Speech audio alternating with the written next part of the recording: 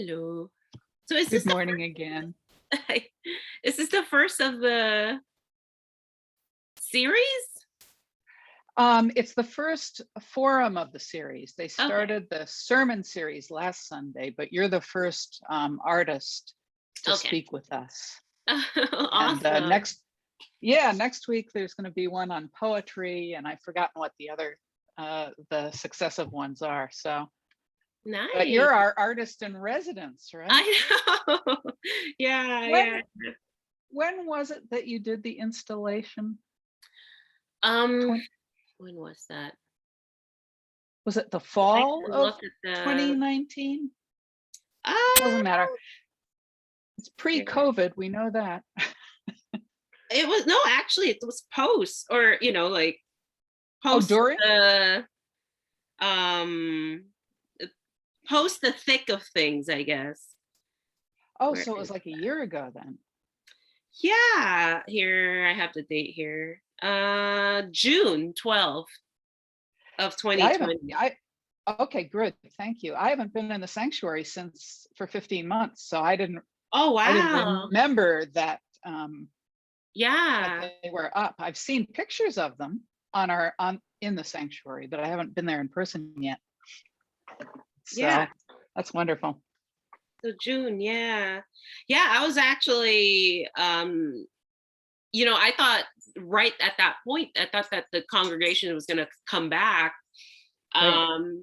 But so that's why I was like, oh, awesome, but I didn't know. Yeah, yeah.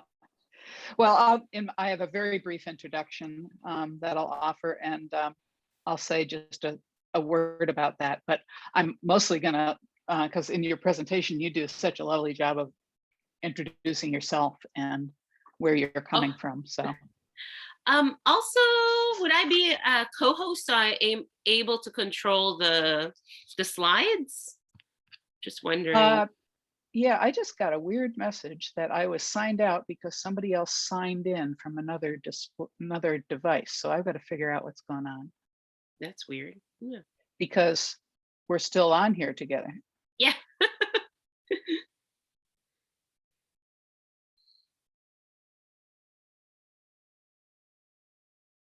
You grab something And really it's weird because there's only 3 of us in here so far. It's 3 minutes of,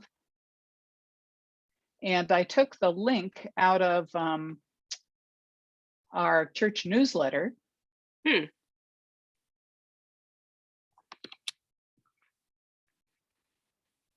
That's I just followed the link that you I know. Yeah. sent Hold me. on. I'm going to Weird. stay tuned while I try to figure out.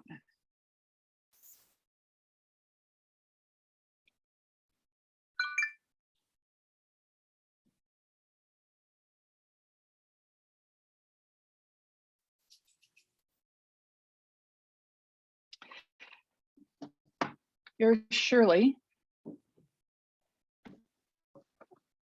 Shirley, I see you online here, but you're There we now go. you're not muted. Okay. Hi there. Yeah. Hi. It's So almost- we're actually on our way to church, so we're gonna actually be there. Okay. Yeah. Thank you. There's only 4 of us, including Kat, our presenter, who are on this call at this moment, which doesn't sound right at all. But again, there may be people live, so I don't know. Oh, That is people strange. live. I forgot about that. Yeah. But they're not live in oh, you know what's happening? I'm using the same account that they're trying to use in the Louise Roberts room. That's what's supposed to happen, I think. It's me, Jane, but it should be okay. Is it recording? Yeah, it says it's recording. I'm gonna leave. I started the recording. Awesome. Jacob, and I was just a little nervous because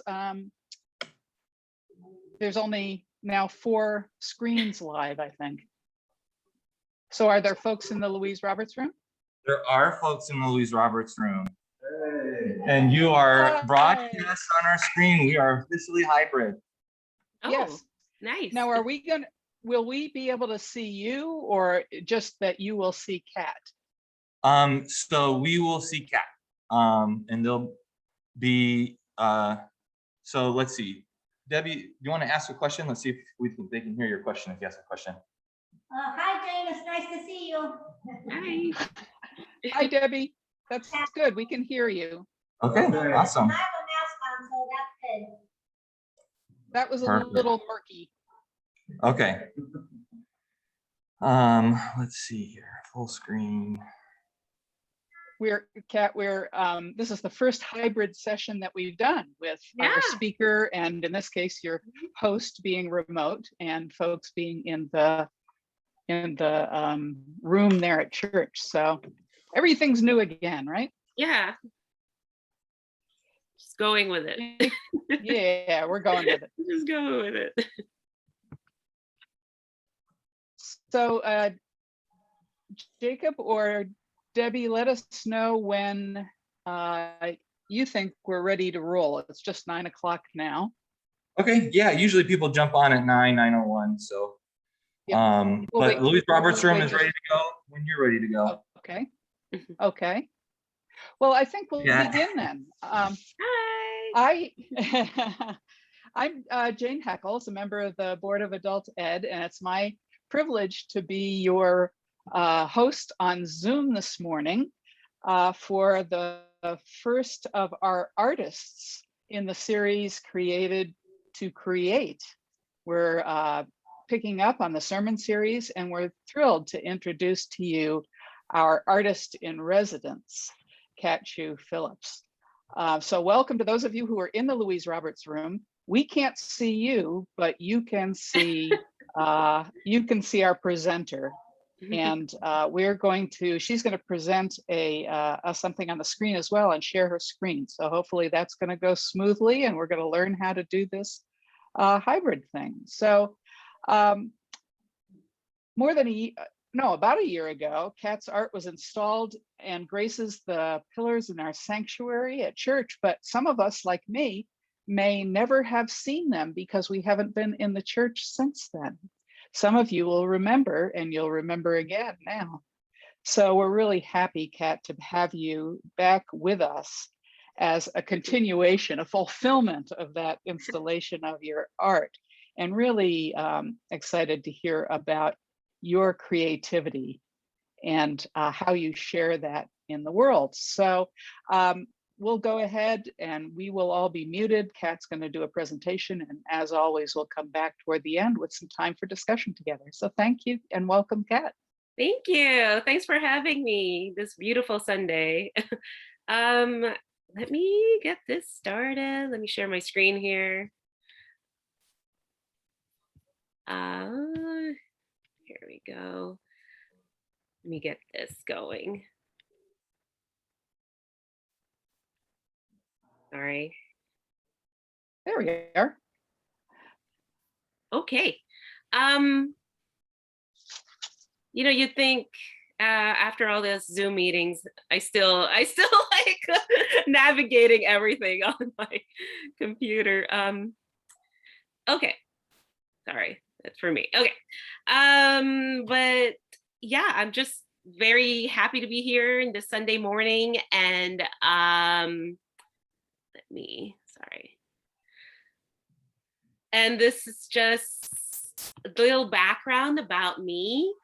I primarily focus on installation and public art. It's been, I didn't start off, and you will see here in a minute that I usually started off really small and became just larger and larger. And I really enjoy working site specific. So specifically making something for the location. Community collaborative usually. Of course, like during the pandemic, this has really paused. And then also the use of traditional handicraft methods like embroidery, crochet, weaving. That's my emphasis on my work, and also the use of recycled materials and found objects. So if you guys have any questions, I know we have left time for the end, but feel free to share on chat. So yeah, feel free to share on chat if you guys have any questions. So let me see. But basically, I have actually been an art teacher for 20 years. First in Pasadena, and then now I work in Ramona, which is in northern San Diego here. And my background's I have an MFA from San Francisco Art Institute, and also have all these multiple credentials. I'm just one of those nerds. Like I'm a not only an art nerd, but I just love learning. I feel like I've always been like a lifelong learner. So yeah, like I just took a flower crown workshop session, for an adult ed class last week. So I'm just one of those people who constantly love to just like learn new things, and I feel like that's it guides me through my process. So yeah, so it's been actually a busy weekend. I had 2 openings this weekend, and it's just so nice to see just things picking up again. So everything's opening up back up, so it's just nice. I just wanted to share you, this was like what I was doing right after undergrad. I went to UC Riverside, and just like lots of screen print, lots of I was actually primarily a printmaker. And you would see here, I specifically wanted to talk about, oh, sorry. I just wanted to specifically for during this time, as a Asian woman artist, but also Filipino. So all these works were really very grounded in like Asian American studies. So, and that's what I started with. So kulang pa means like it's not enough. And this is screen printed embroidery. And like I said, they started off really tiny. So, and this another series, I was really looking into just the idea of being a consumer, and the idea of fitting in. Like, how do you fit in this American society? And I was thinking of like all these the fake designer bags. It's like, how do you make it look like you fit in to now in our society? And during that time, at least, I what I did was I actually went through like Craigslist and flea markets and so forth, and then got all these like fake knockoff designer bags, took them apart, and made quilts basically out of them. So and like I said, it was very during that time, I felt like it was a very maybe a little more controversial, a little more political, the work I was doing. And then this is a whole series of actually these like rice baskets. And then what I did was I took all these images of all these military vehicles that were actually still stationed in Philippines, and then created these drawings out of like dirt, like soil. So, and also like put in these other images of like just kind of like these this housing like in Philippines. So like I said, it was really very political. I guess the work it was very political at the beginning. I was just interested in just this interaction with Americans, and also just kind of like all these other countries, so specifically Philippines.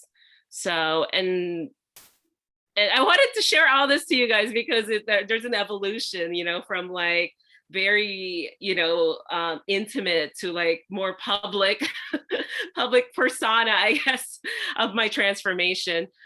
This is a series of small prints, and so not only printed, but also hand embroidered. So about like these images of a domestic woman, like all these ads that are kind of like very traditional about like the traditional roles of women. So, and then embroidered on top are these like, I guess kind of these expectations of how a woman should be, I guess, so yeah, this is entitled Domesticity, and there's a series of 50, and they're tiny, they're like 5 inches by 5 inches. So all prints. And this is the one of my kind of transitions. So I was doing all these prints, right? Right after my undergrad. And actually, I did also through grad school. I was doing all these prints through grad school. And then I submitted my work. So every year, San Diego International Airport has a call for artists. So, and I submitted all these works for this call, and this call is for the anniversary of Balboa Park. And then so I'm like, well, there's no way. I mean, all my prints are tiny. There's no way, and then they're very politicized. Um, so I submitted the work, and I don't know if this helped or not, but actually I knew the curator. I met her when she was an intern at the National Gallery of Art. I just happened, like I was doing a teacher in service in Washington, DC, and she was like I said, an intern at that time. And then when I attended this meeting for the airport call, it happened to be her. So I was like, oh my gosh. So it's kind of like very serendipitous, you know. Anyway, and then I was invited for this call. And then when they showed me the space, I mean, it's 15 feet by, 10 feet, like this space. So it's right at the security checkpoint line in Terminal 2. And then when I saw the space, I'm like, well, you did see all my prints, right? They're like this tiny. So it's just and she's like, yeah, we'll just work through the process, and and then I'll just check on you. So so this was my first public art piece. So there's seven locations that are still existing that actually was created for the Balboa Park. So that for the fair during that time. So it was like a centennial event. Now I have to think back. So anyway, so these were like little kind of like detail work of each of the buildings that still exist until now. That's in Balboa Park. Funny thing with this location, I'm actually installing again this same location in Terminal 2 next month. So it's like my favorite location. So there was another call, and I'm like, oh, I have this idea. And they invited me once again. And then they asked me which spot, and they showed me different spots, but this is like the best location, I feel like. So just how many people passes through there. And I feel like it's better than Terminal 1. Don't tell them that. So, anyway, it's a very good location. So this is just like more detailed shots of they're all embroidered. So I did both hand embroidery and also machine, like the quilting machine. I did, and there, like I said, there's all these little details on the architectural details of Balboa Park.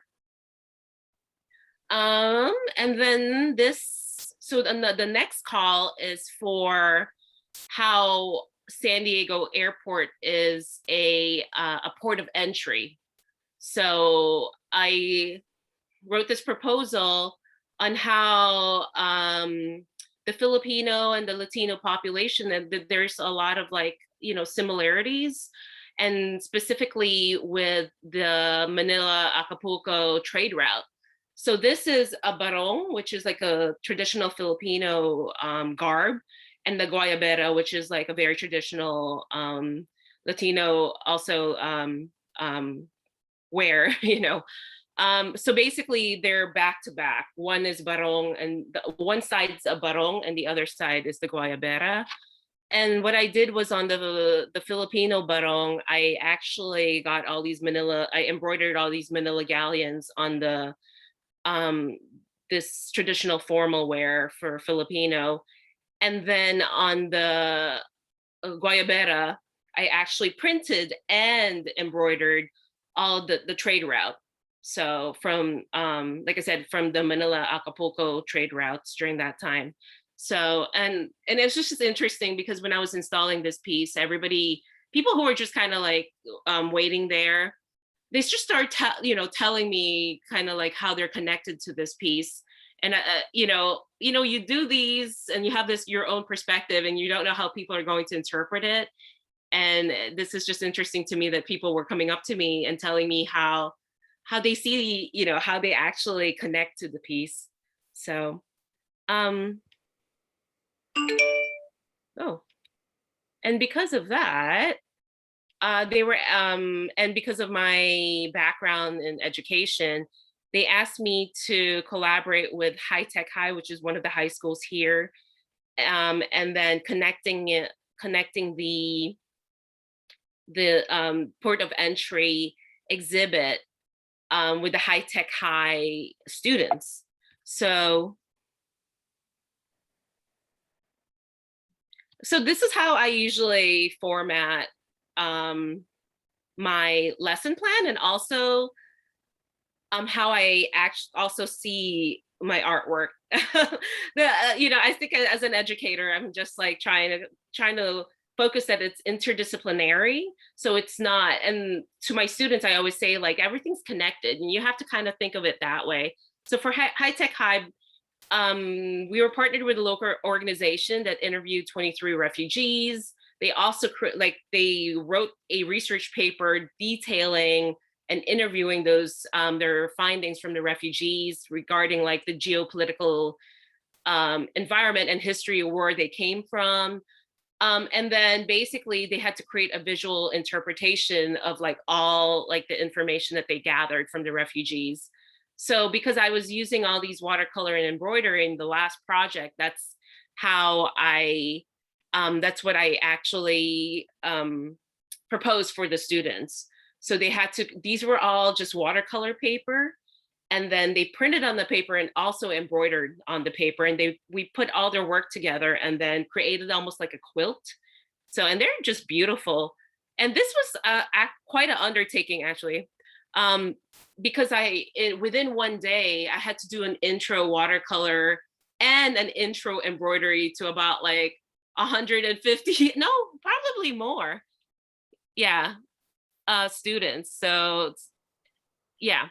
But it was quite an undertaking because doing a workshop with that many students, I'm like, they must think I'm like a super teacher. So I'm like trying to figure out how to teach all the students like basic embroidery and basic watercolor skills. So, and then looking back and thinking like, I was really interested in how like people fit in, and with that, if you think back of like the work I was doing with like taking apart all these designer bags and then putting together, I felt like I was part of almost, I felt like, what's the word? Contributing to like this kind of like illegal market of buying goods of of all these designer bags. I'm like, if I'm talking about like people as a consumer and how to like, fitting into your environment and then buying all these designer goods, I felt like I didn't want to be part of like buying all these like, designer, like fake designer bags. So I'm like, what could be another symbol for being a consumer? And that's when I started all the plastic bags. I can see here on chat that somebody, yes, I take all the plastic bags. So Kathleen, yes, I will take your plastic bags. So, but basically, I was asked by the city of Solana Beach to create like an installation. And then at that time, I actually, like I said, I wasn't sure. I was making all these little tiles. It's not included in this presentation, but I was making all these tiles and then hanging them on the fence. But then like I said, kind of tying from the my idea of like the post-consumer goods, this is when I started using plastic bags. Like what could be a symbol of like a consumer, and the ultimate symbol for a consumer are, it's plastic bags. So, and this was just, this is when all the whole plastic bags started. And this is for an installation at the Aquarium of the Pacific in Long Beach. Basically, they invited several artists, and then they took over all these like specific spots in the aquarium, and I was given like the Pacific, what do you call this, island, I guess, section. So this was actually made with tires, plastic bags, and plastic bottles. So this specific installation. And then I happened to be actually at Horton Plaza here in downtown San Diego, and then I saw a sign that just said like, hey, if you want to present your artwork, like email this, email for inquiries. And I emailed, and they were just super happy to have me have a piece there, which was really interesting for me. Like, if you're talking about consumer goods, what could be the best location for that? And it's a mall. It's like the ultimate like location for like being a consumer. And this piece, basically whatever people donate in that receptacle, I add onto this installation. I don't think this installation's there anymore since that they're remodeling the whole mall. But for a while it was there, and people just kept donating. They were calling me very regularly, just like empty the receptacle, which was fabulous. So, and this piece was actually for the Riverside Art Museum, and the same thing, like contributing to this piece to help it grow. So with all the plastic bags and plastic bottles, and which brought me to the float. So I made a float for the Rose Parade through the National Endowment for the Arts. This was probably one of the bigger pieces I've done so far. So it's all made out of plastic bags, plastic bottles. Basically, this was not part of like the whole Tournament of Rose Parade, like the whole process, but it was parked on Sierra Madre Boulevard when the parade was over. So it was just really nice to see it along with all the other the other floats, and then living in Pasadena for so many years, it was just like it was just kind of very nostalgic, like, oh my gosh, I can't believe I'm part of the Rose Parade. I created something for the Rose Parade. So and basically this was in 2016, and at that time I actually collaborated with Pasadena Unified School District. So at that time, actually, I was already here in San Diego. So, but it was so nice to go back and go back to like all the people I know the school district. So working with over 1,000 students and just like community members, we had all these weekend events to create that float. And here's the actual float. It was parked on Sierra Madre Boulevard. And going back here, it was just really nice because kids were just like, what do we do with a plastic bag? And it's almost like a creative chaos, like most people, the kids, every time I went in the classroom, the first thing they want to know is like, how do you crochet? Or like, I'll ask like, how many people crochet here? And there's only like usually 1 or 2 hands that go up. And then the next thing they'll ask is like, are we going to learn how to crochet? So that was really interesting. So I had to figure out like, how do I get the kids involved, since most of the people don't know how to crochet. So creating the plarn, which is plastic yarn. So what you do is you flatten the grocery bag and then you cut them in strips and then putting together. So the kids really love doing that. And some of them, if you look back here, all the wreaths, the kids did that too, because that was just a slip knot, right, on a wreath. So, but the crocheting part, that everybody was very interested, like, can we learn how to do that part?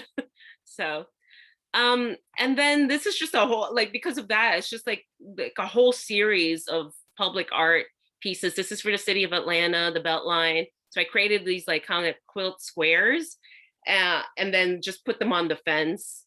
And during this time in 2015, I was invited to be an artist in resident in Brooklyn, which is the Lower East Side Ecology Center, which is an e-waste warehouse, basically. And it was crazy. It was like this huge warehouse, and they have all these vintage technology that they actually kept to archive, but also because they were renting them out for like TV production. So there was like an area where you can't touch this. This is like for, you know, rental. And then there was a part just like what you see here on the left. So an iPad or a tablet, they can recycle like the tablet itself, but the screens they have to take out. And that they don't recycle. So what I did was I took a whole bunch of them. I still have them. I still have a bunch. I mailed a whole bunch to myself. And it was just really interesting to me, just like the tablet, the frame itself. So because, you know, it's everybody knows that. Everybody knows like the screen part. And during that time, I also did like a couple of like, it's called Plarn parties, which was like the plastic bag. And also we made cassette tape wallets. So very, very community oriented, like just like interacting with the community. So I did a whole series of these e-waste tapestries because of this residency in Brooklyn. And like I said, I still have a bunch of like these, the iPhone, the iPad, the tablet, the screens. And with that, and also VHS tapes and cassette tapes, they don't recycle. So people give it to these e-waste warehouse, but they don't know what to do with it. It ends up in the landfill. So everything else they do recycle. So, but this whole series I did for the city of Las Vegas. This was in the city hall. So this is all made out of cassette tapes. And then also VHS tapes. So this whole series. I'm okay with time, right? So, okay. What you see here on the left and the right, these are actually a film reel. I did a residency for I think it's Sunday morning, my mind's all. I did a residency here in Cabrillo National Monument. And it's right across the way from the Navy base in Coronado. So they'll just get all this kind of like just random stuff that will come on shore. And one of the things that they found, so they'll do like a monthly or maybe like twice a month kind of just cleanup, coastal cleanup.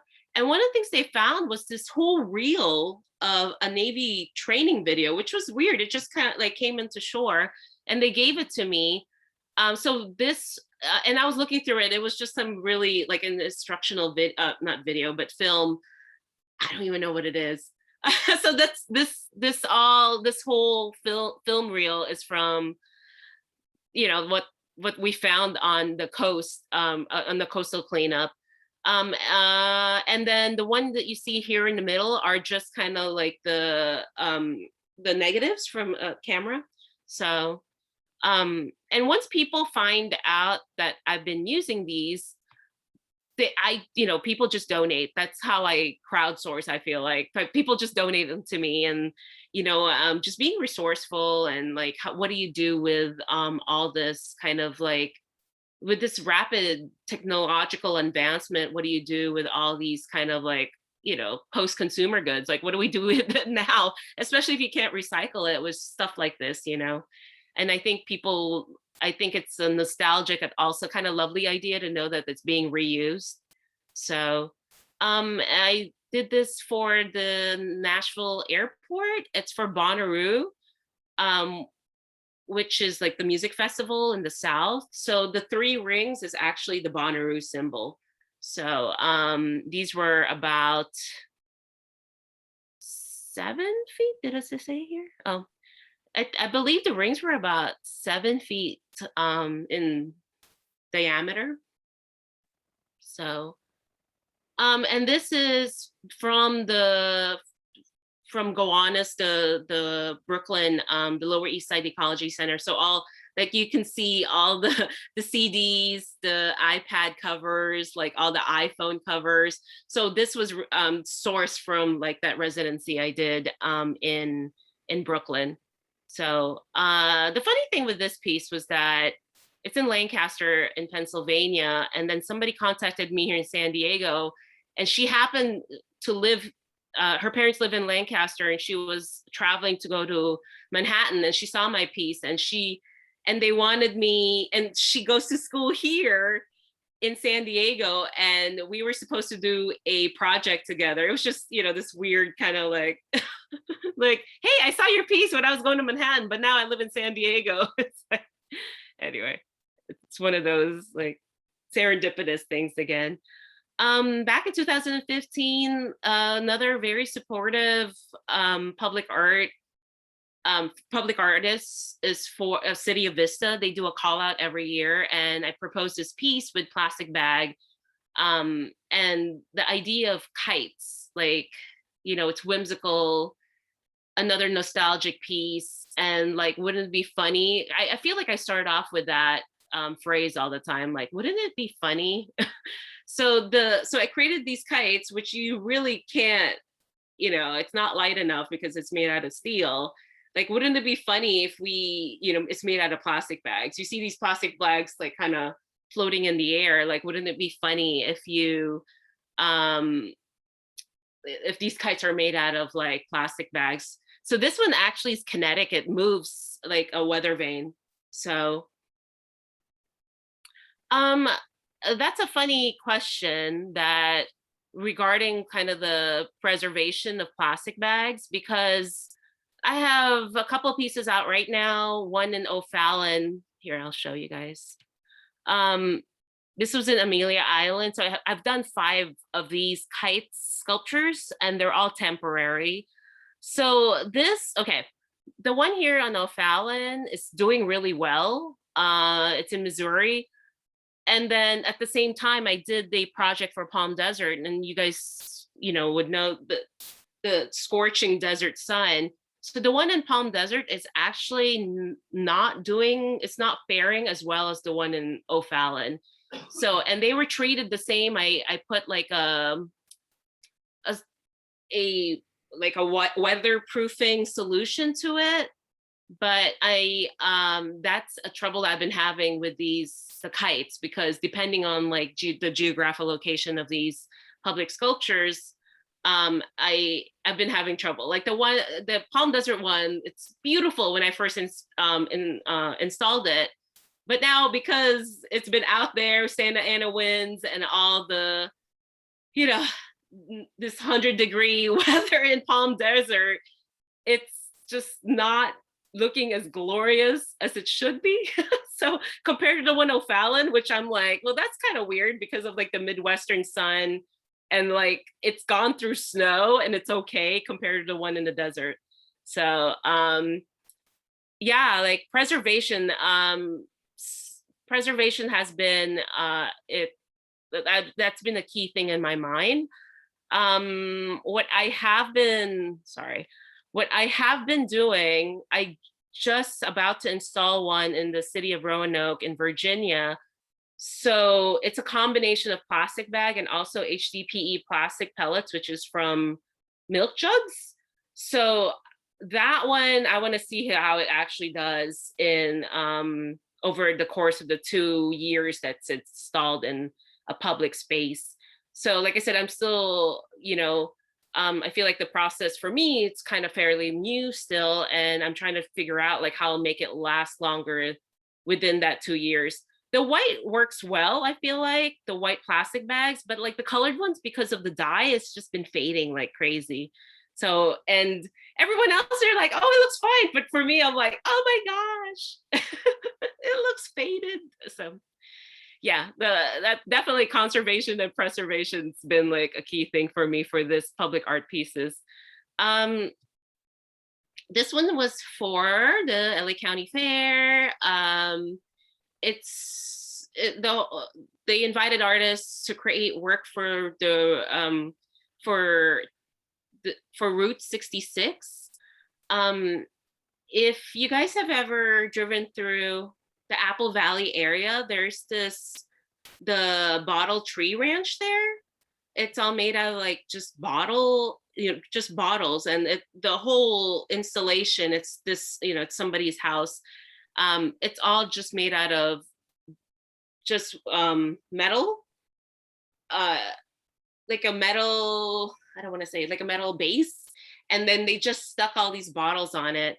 And those, I feel like one of my inspiration is all these kind of like not Southern California, but I guess just any uncommissioned public works out there. Like think about Joshua Tree or Salton Sea.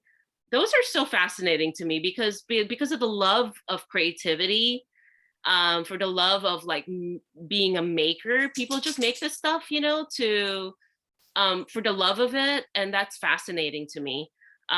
So that's one of my sources of inspiration. So just all these like kind of wild, I don't want to say wild, but very creative, very resourceful, desert works. Even when I was in Vermont, in the middle of Vermont, there's a tiny museum there that's, like you can just walk in and like just check out all these work that was created just for the love of creation, like love of creativity and love of art, and that's definitely one of my sources of inspiration.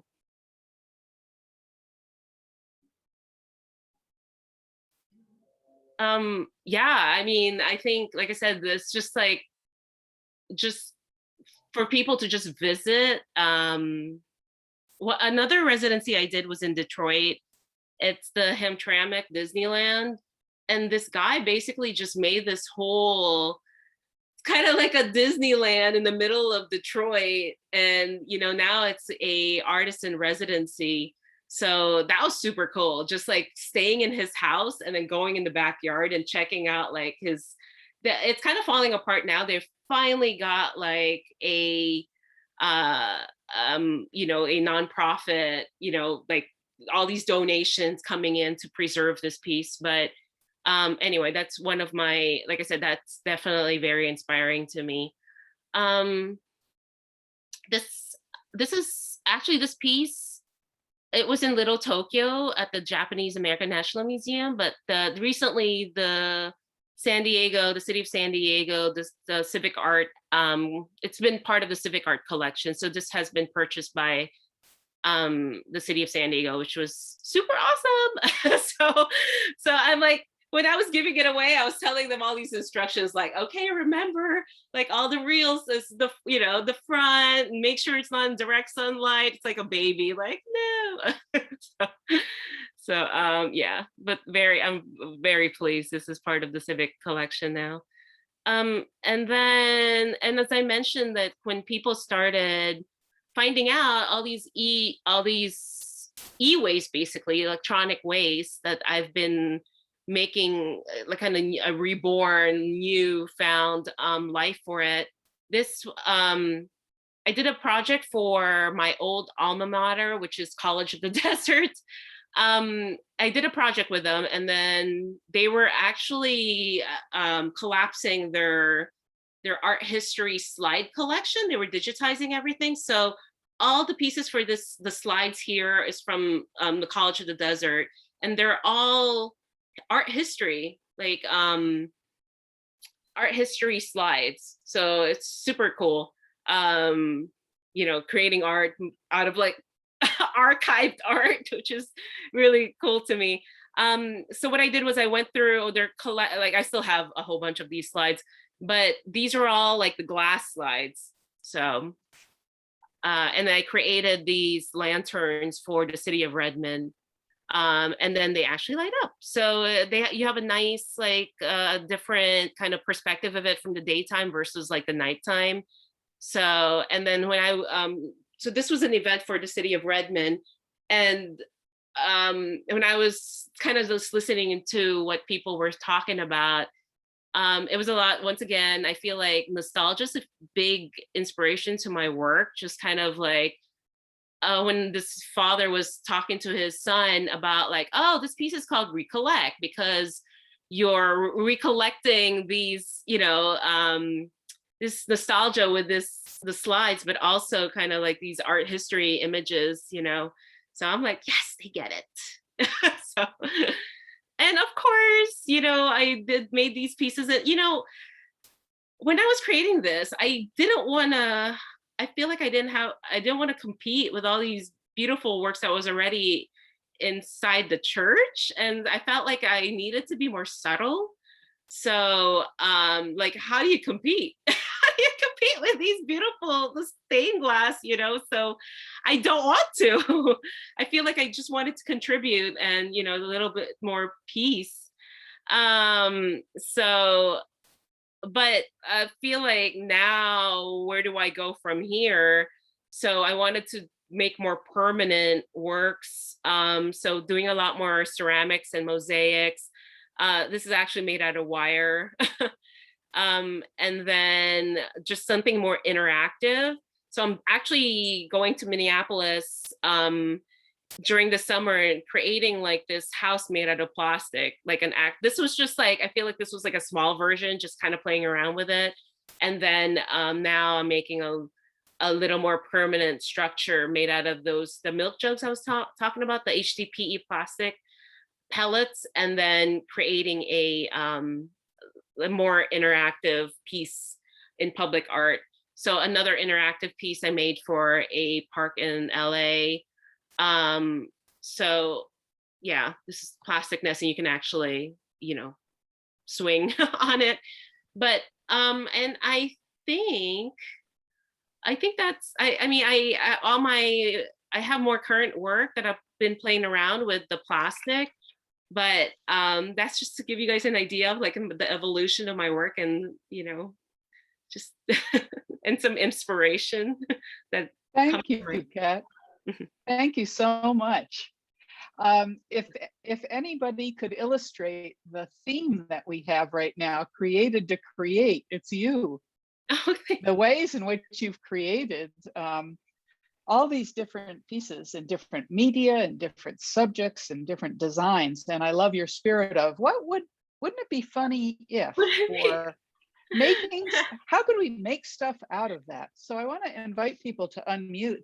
We have a few minutes, probably about 7 minutes or so, to talk. So who would like to ask a question or make a comment for Kat? Go ahead and unmute and speak up.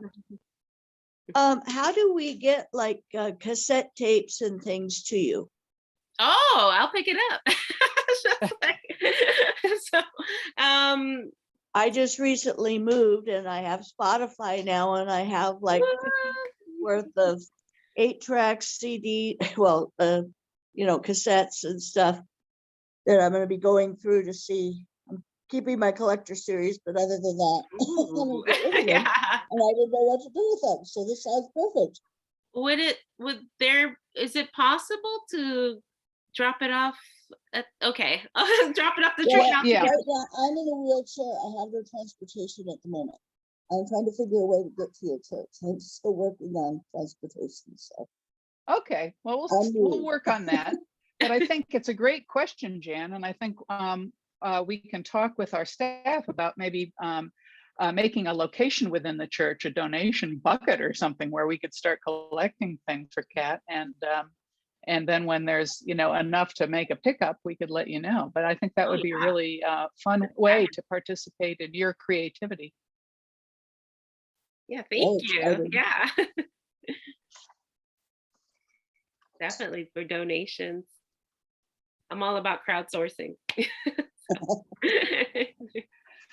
Other comments and questions? Kat, remind us of what the material was in the art in the banners, so to speak, that are hung in our sanctuary. Those were actually cassette tapes. So I don't know, hopefully it doesn't offend anyone, but I got I got a whole series of a Bible on tape, and I'm not kidding. So that those were actually, and I was going to include the tape itself, but they were all made from the Bible on tape. I That's still have, great. yeah. And like I said, I don't want to, like, I feel like I'm resourcing the material. I'm not like desecrating Yeah. it. So No, so I would agree. What? I can do it on the chat. Oh, yeah, I want to know if, can you hear us in the gallery? No. Yes, just speak. I can hear you. If you just speak a little bit slowly, we'll be able to understand. Okay, so I have a question. Do you use, I live in a retirement home and we consume a lot of products. Do you use retire home recycle waste? And that one might be a way to get items that you're searching for by being in contact with the retirement homes or hospitals or restaurants or things like that. yeah, I actually have worked with the Del Mar Fairgrounds. I actually but yeah, I'm open to any location. Especially now, like, there's an ordinance, well, there was, but I think it was lifted for the single-use plastic bags. So that one's a little harder to find, the plastic bags, because the new ones that you can just buy, from the grocery, they're harder to work with, but I've been trying to figure out a way for that as well. But definitely plastic bags. I feel like I needed to keep just to plastic bags and e-waste. If I open up like everything else, I'm gonna run out of storage. So I'm just sticking with plastic bags and like the cassette tape, VHS tape, and maybe like wire. So if you know of any of those, that'll be wonderful. So Okay, I wrote down those Yeah. kinds of items. Say more about wire. What kind of wire? oh my gosh. The one I was using, this recycler gave me the wire from like a medical facility. So it's just easier to manipulate. It's just easier to work with. So that softer wire. So I'm trying Okay. not to, what do you call it? Like to take off I didn't want to deal with like taking off the plastic sleeve and all that. I'm like, I don't know what chemical Right. stuff is in Right. there. So Right. Okay. Great questions. thank you. Yeah. We the creativity also that I noticed as you were talking, you've really brought into your creativity this great mixture of contemporary and traditional culture, and the political context, the cultural context, and working with children. I was so thrilled to hear you describe their interest in handcraft. Yeah. And it's something that we don't always think of Mhm. about children today. So I'm very encouraged to hear about your experience with that. I think delivery is important. I am a middle school teacher, and I feel like they will be interested, but I think it's all about delivery, Yeah. So, Yeah. because if you just, I don't know, I feel like I like to sway them. There's just a different way on how to, encourage students nowadays, and a different type of motivation. But there's definite interest in there. They'll say like, "Oh, I saw this in TikTok." I'm like, "Sure, whatever works." Uh-huh. So I think it's how you introduce, the process, and that's there's high interest. So That's great. yeah. Great. Others of you that are in the Louise Roberts room, do you want to ask a question or make a comment? We can't see you, so that's a little Yeah. that's a little different. There's comments in the Okay. chat, but thank you. Yes, I see lots of appreciation going on in the chat, and I would echo that. Kat, as one who has spent a whole lot of time in airports, traveling for work, and in train stations, I want to thank you for your interest in showing in those environments, because I'm one of those people, when I go through an airport, I look for the public art because I often have the time to do that, and it's always contextual and interesting. And I was so taken with your the installation you did with the Barong and Gaibera and the trade routes. To me, that was such a wonderful way of bringing together history and all that. And I just want you to know, I walked through the Lancaster train station many times. So Oh, have you? I Oh, know that's those. awesome. I know those display cases. That you use, so. Well, Kat, thank you Awesome. very much. We're going to need to move on to our time of worship. So I want to thank folks in the Louise Roberts room and thank you very much for being with us. Those who are in church this morning are going to move into the sanctuary and look up with more appreciation and understanding about the creativity that you have graced us with in our sanctuary. And we thank you for that, for being our artist in residence. Just a word, next week, Ron Evans will be talking with us about poetry, and he's going to focus on a particular era of poetry during the Great War. So I invite everyone to come back next Sunday for that session. So thank you very much. Thank you. Thank you. Thanks for having me. Thank you. Thank you. Thanks. Thanks, Kat. That was really Thank great. you. I love. Thank you. Hi. Oh, there's Jacob too. See? Thank you. The presentation of the slides was just terrific, and Okay. giving people a sense, I think, of the span of your Yeah. work is really fun, and to see the development over time. So thank you. It's getting bigger too. Oh my gosh. So I don't, but, Yep. anyway. But thank you so much. Thanks for having me. Appreciate Yep. the time. You bet. Thank Okay. you. Okay. Bye. Bye, Jan. Bye. Bye. Thanks Thank a lot. you. Mhm.